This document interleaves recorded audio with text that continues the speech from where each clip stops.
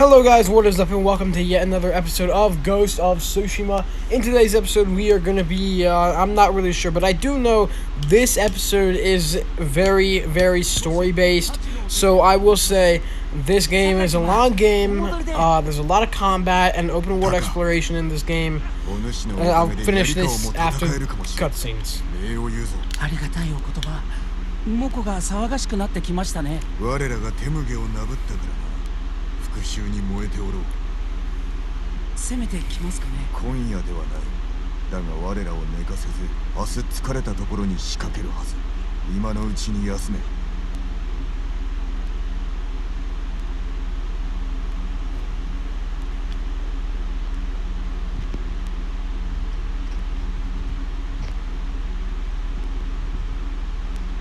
そうだ。氏政様の館で姉さんが話して。Alright, so as I was saying, I will say, like, there are a lot of story-based, there are a lot of skippable episodes, considering this is such a long game, and, like, a lot of the episodes are either all just combat, or mostly open-world exploration,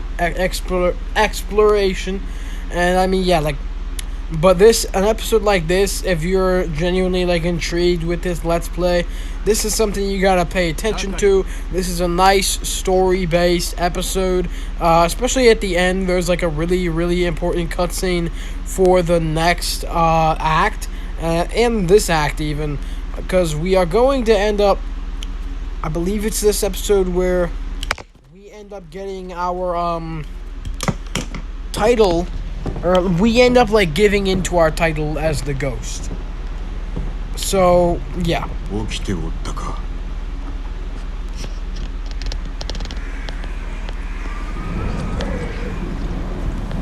百姓だけで侍が負けた相手に勝てる？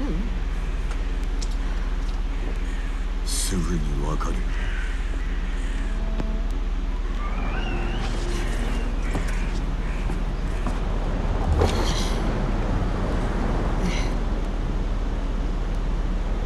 あんたも酔った方がいいね。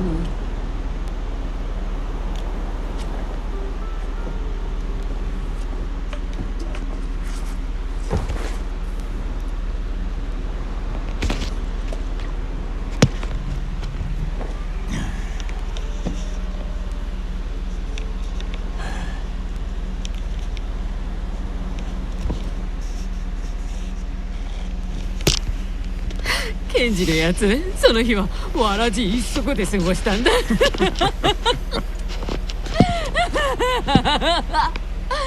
ひどい味だ。母親のお気に入り、浴びるように飲んで、酒が切れると怒ってね、わめくんだ。私の茶はどこだって。それは苦労したな。タカが6つの時腕を折られてさ、あの子は連れて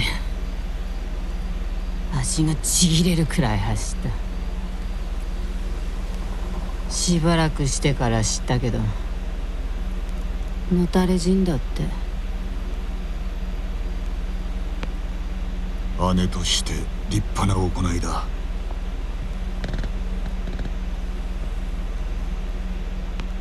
時として逃げることが何よりも勝る手立て。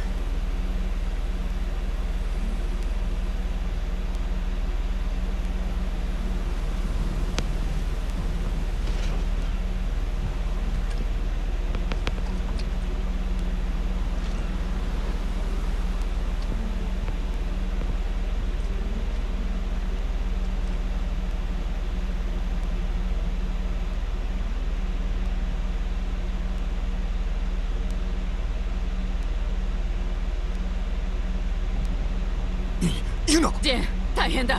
急ぐぞ。何があろうと逃げたりしないよ。酒井様、姉さん。Alright, now that cutscenes are over, I will say, このままでは。PlayStation exclusives have always done a great job at character development. And I think that scene for Yuna, and even Jin, in a way, like, both of them, but mostly Yuna is who I'm worried about, like, right here. I'm saying, like, that scene for Yuna was really, really symbolic. Like, that had to be one of the best scenes for Yuna in this game, in the main story at least. I mean, yeah. W character development for Yuna right there. And I'm like, it's crazy how she just became some random lady who rescued us from falling off a bridge, and now here we are talking with her, enjoying some whatever the hell with her, probably booze, whatever that was in that cup. But yeah, it's crazy. Like, that's how good PlayStation is at character development.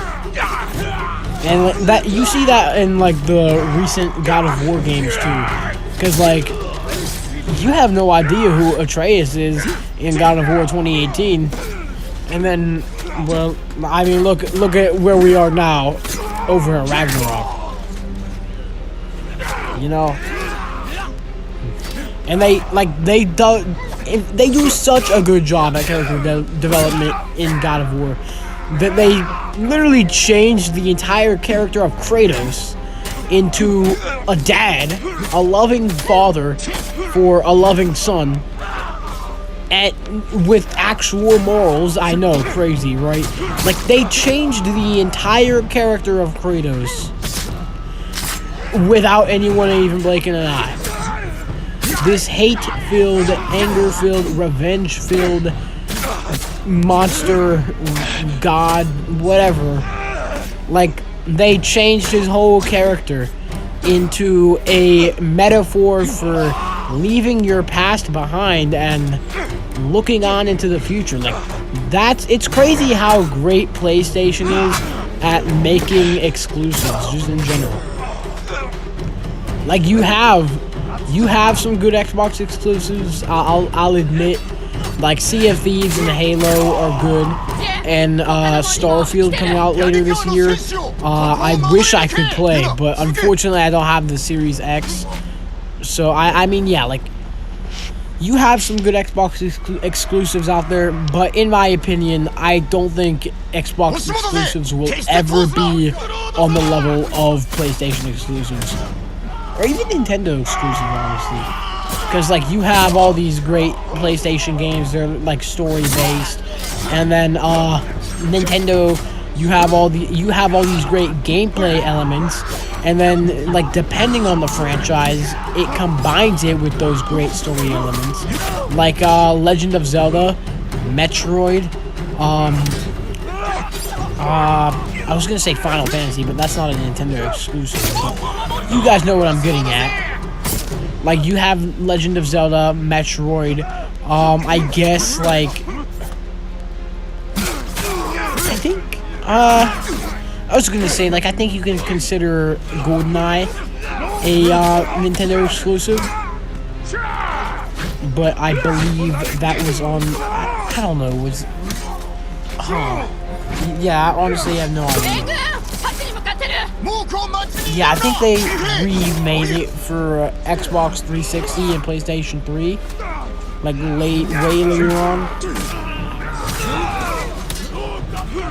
So I mean, yeah, like, regardless, like, you have some neat Nintendo exclusives out there, and I mean, yeah, PlayStation and Nintendo, they're the best when it comes to exclusives. We can all admit that much, but like, Xbox does have some good ones. I'm not shaming Xbox for, like, oh, Xbox players suck because they don't have any good exclusives. Whenever clearly, like, Xbox has great things about its console. It has great things about its covers, its controls, its wireless connection.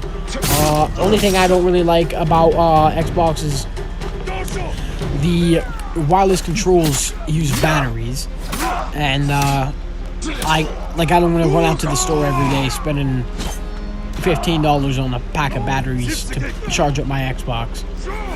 So that's why, like, if I have the option to buy a game for either, like, Xbox or PlayStation, I'm gonna buy it on PlayStation. I feel like if I buy it on PlayStation, I'm just saving more money in general.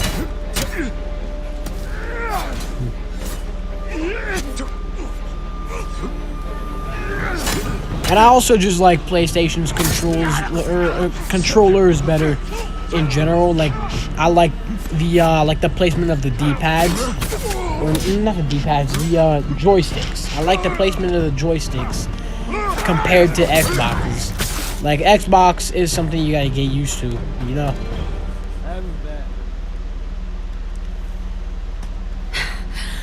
猛虎が引いてく。これ式の戦いで引くとは魂胆は何だ。釣り出すつもり？いや、できる限り敵を遠ざけ館に逃げろ。俺は投石機を破壊する。私も行くよ。ならん、タカを見ていろ。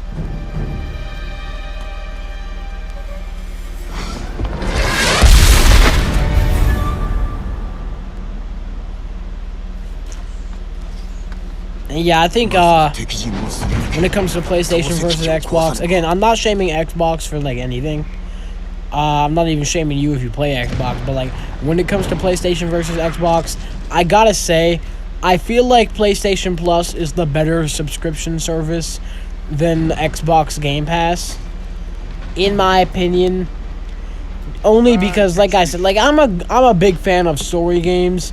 And like Xbox Game Pass, they have some nice like non-story games on there, but like when it comes to PlayStation, they have like a lot of stuff that you're gonna like it's gonna catch your eye easier than something like JoJo's Bizarre Adventure the game would, you know.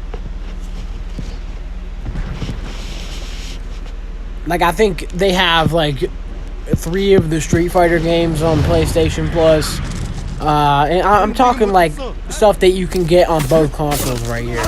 They have like the Street Fighter games, they have all of the Yakuza games. I believe they have Soul Calibur, like what was it, 5 for one of the Soul Calibur games on there. They have Tekken 7. I mean, yeah, the list goes on. So it's like, in my opinion, especially as someone who can't really afford to go out and buy the new game every time they fucking release one, like I think PlayStation Plus has the better options compared to Xbox Game Pass, and we can all agree Nintendo fucking sucks at giving players the chance to play their games. I think the Nintendo Virtual Console on the Wii U did a better job at doing that than like what we have now, where you have to pay fucking $80 a year to play the shittiest Nintendo 64 games.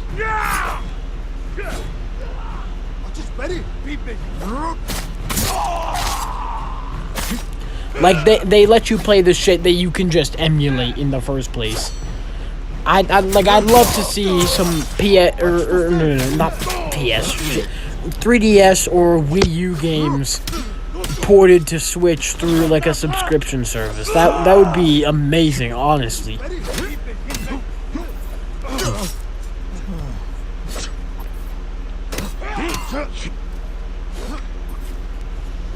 Like actually, like now that I'm even talking about it, even though it's hella unrealistic, just considering the fact that it's Nintendo, like it would be amazing to like for Nintendo to release something like PlayStation Plus and let you play like some of its better like Switch titles or play some Wii U titles on there for free. It would be fun as hell. Like can't think of a better experience.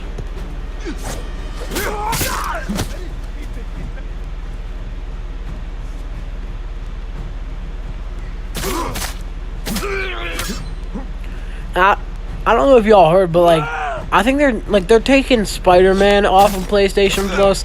That is kind of like a shitty move in my opinion, because like it's not only is it one of their best-selling games, so like they've pretty much milked all they can out of it in terms of money. So it's just like a bad It's just a bad like move on their part in general. I think they're gonna make less money from it, rather than people wasting the money to go buy a physical copy of fucking Spider-Man, a game that they had a chance to play for years, especially now that the second one's coming out. Like, I feel like you would much rather keep it on there, at least until you drop the second one, and like, you know, let people like, because maybe if you keep it on there up until the second one's release, maybe people are going to be interested in playing the first one first, and they'll buy your subscription. They'll pay for your subscription, you know? It's just kind of a bad move in my opinion, especially considering, like, it's obvious they're doing it for money, because it's their own game. They own the game, they own the character. Like, it's their own game. So I don't see why they can't do it on, like, I don't see why they can't just keep the game on there. Which is, like I said, we all know, only reason they're taking that off is for money. Because there literally is no other reason to take it off.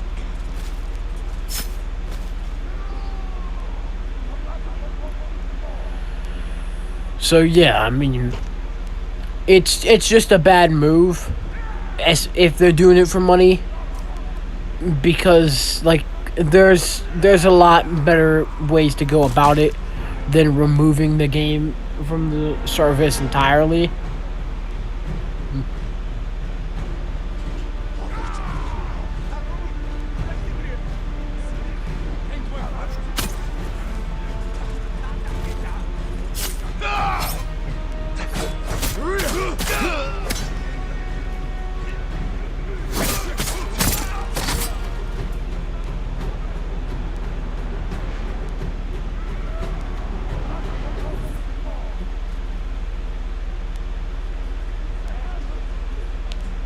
And yeah, I don't know if I mentioned this yet, but I did actually try filming this video already before this. Probably like the day before I'm filming it now. And then I ran out of storage, and so I was basically talking to myself for 30 minutes straight. Yeah. It happens.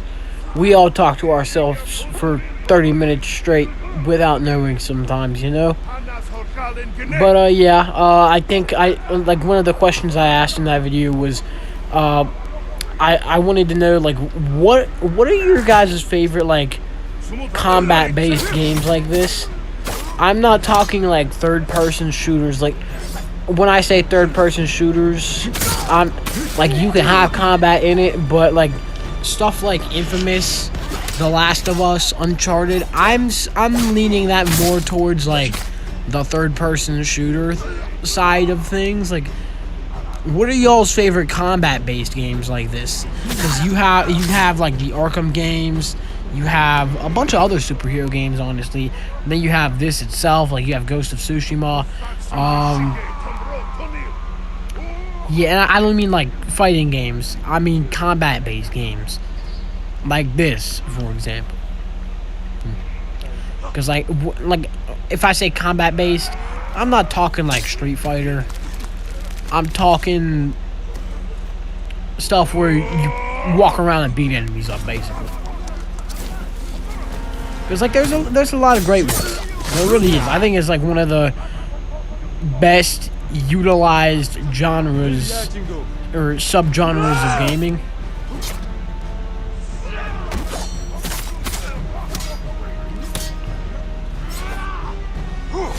One thing I don't like about Ghost of Tsushima, though, and trust me, I like a lot of things about this game, is that, like, obviously the fact that it's realistic is really nice, but because it's realistic, it doesn't make for a great, like, let's play, per se. Like, it's a fun playthrough. It's fun to actually sit down and play through yourself because of that realistic atmosphere and the realism behind it. But then when you're watching it as like a plot induced let's play, you lose interest in it. because it's a plot-induced Let's Play with realism to it and not much else to go on.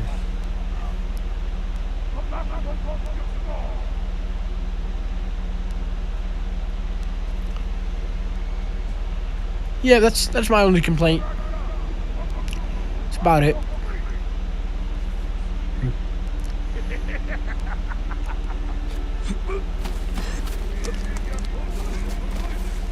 Gotta say, some of these assassinations, smooth. Smooth as hell.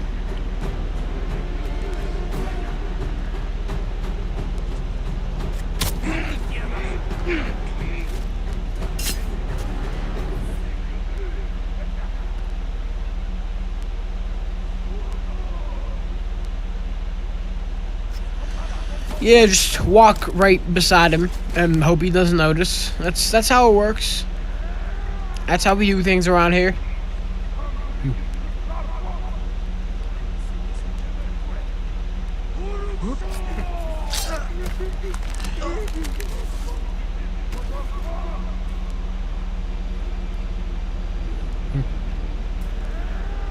Alright, one to go, y'all.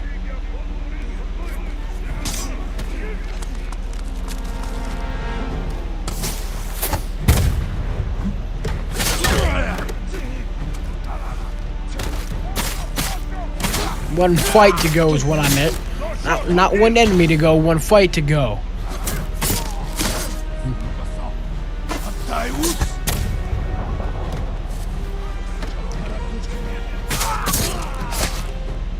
Hey, look at that.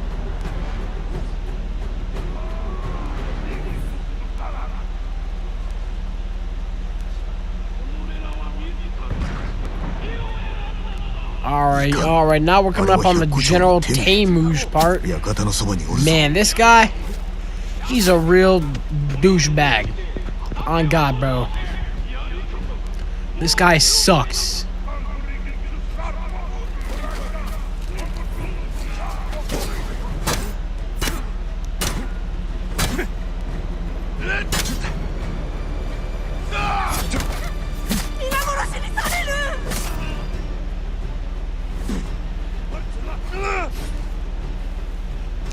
Don't ask why I assassinated the smaller guy first. I just wanted to look like a badass samurai, in all honesty.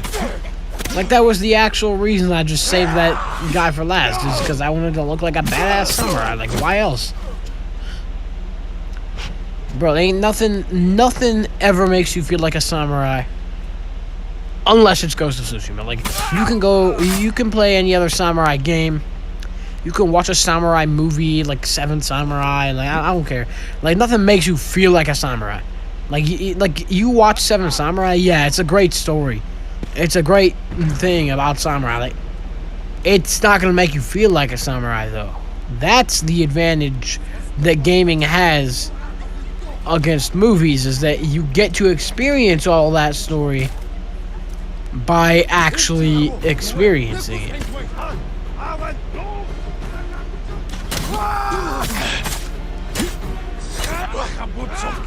And yeah, I mean, I've been trying to tell people forever, like, gaming is the best form of storytelling, y'all. I've been trying to tell y'all this, yo. It's been the best form of storytelling ever since the day you were born, as long as you were born, ever since it was around.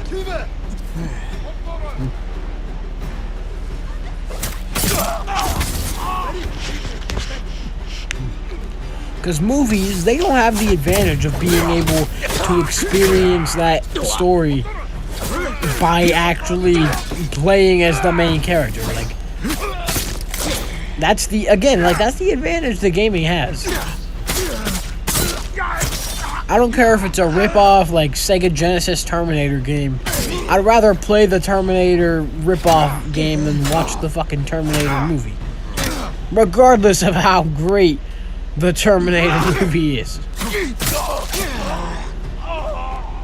That's a little bit of a stretch. But, like, honestly, like, if they made a genuinely good, like, Terminator video game adaptation, I would be down. I'd be down to play it, and I'd play it over the movie. Like, I would replay the game over rewatching the movie.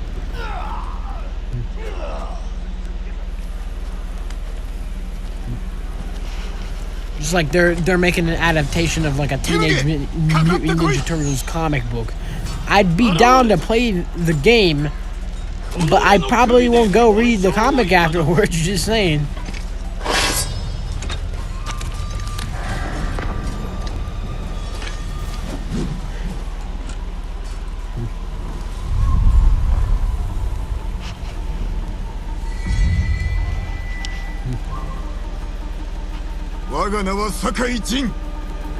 Alright, now here's the thing with this boss fight is, I like because it shows you that moral impact of actually taking a life. And it shows you that, like, with Jin's character, that moral impact of taking a life, it's gone. It disappeared forever. He has quite literally stopped caring not only about other people, but about himself.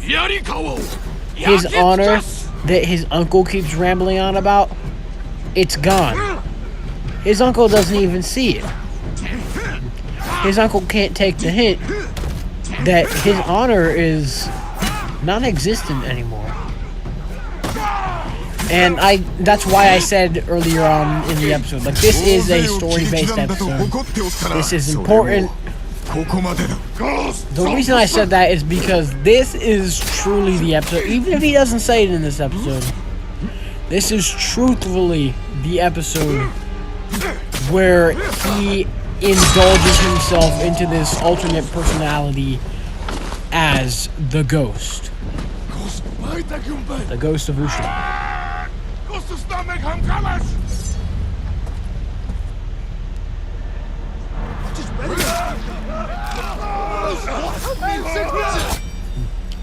And right here is why. He's using fear to manipulate his enemies. That's not the way of the samurai. The way of the samurai is to face your enemies head on, with honor. This proves that he has completely let go of that now. Like, it's a thing of the past for him. And I mean, yeah, this is definitely, that's why this is like a really, really story-based episode. And even though it was through combat, like, that's the thing about this game is, it's gonna make you feel like you're a samurai. It's not gonna make you feel like you're watching a samurai. It's gonna make you feel like you are a samurai experiencing all of this. You're gonna feel what these characters feel. Every plot twist, every moment of emotion, you're gonna feel those same emotions that those characters feel, yo.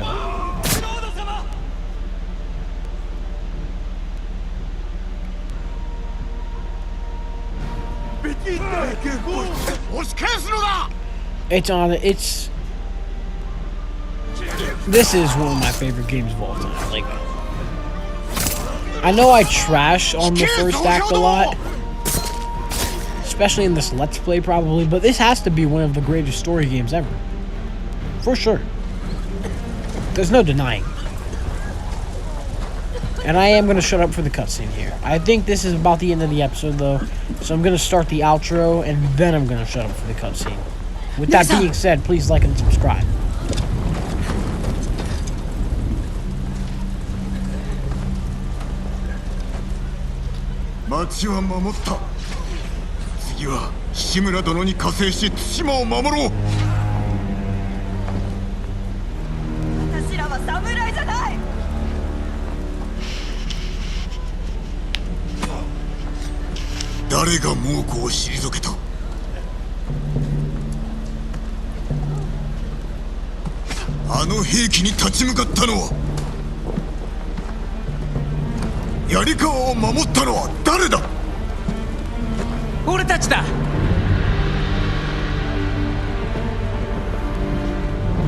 あんたたち黙って猛虎の好きにさせる気かい。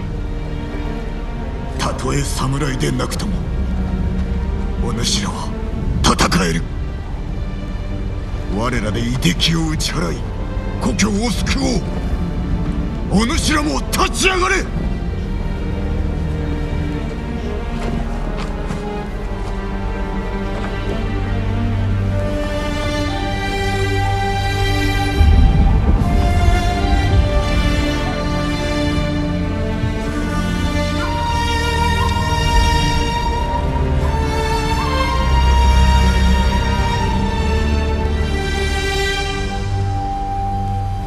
It's not over yet. Don't click away.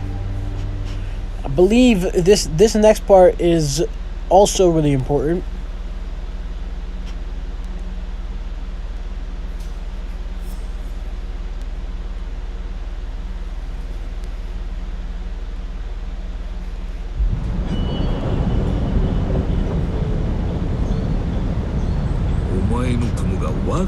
Your 兵はあやつを不死身だと言い始めておる。お前が正してこい。陣の首を取った褒美なんてもらえるかよ。大事な菅笠衆のことはもう良いのか。陣は対馬一腕が立つ。俺の仲間では殺せん。敵を滅ぼす手はいくらでもあろう。頭を使え。